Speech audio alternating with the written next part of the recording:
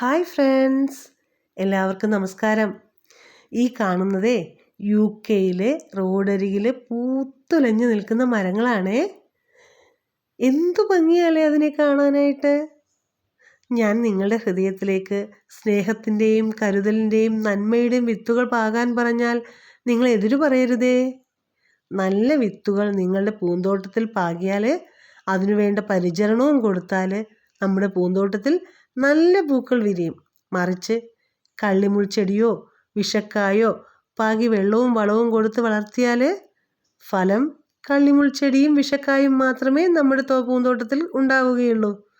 So നമ്മുടെ മനസ്സാകുന്ന പൂന്തോട്ടത്തിൽ സ്നേഹത്തിൻ്റെയും സമാധാനത്തിൻ്റെയും കരുതലിൻ്റെയും വിത്തുകൾ നട്ടു വളർത്തി നല്ലൊരു പൂന്തോട്ടം സൃഷ്ടിക്കാൻ എല്ലാവർക്കും സാധിക്കട്ടെ എന്ന് ഞാൻ ആശംസിക്കുന്നു. Thank you.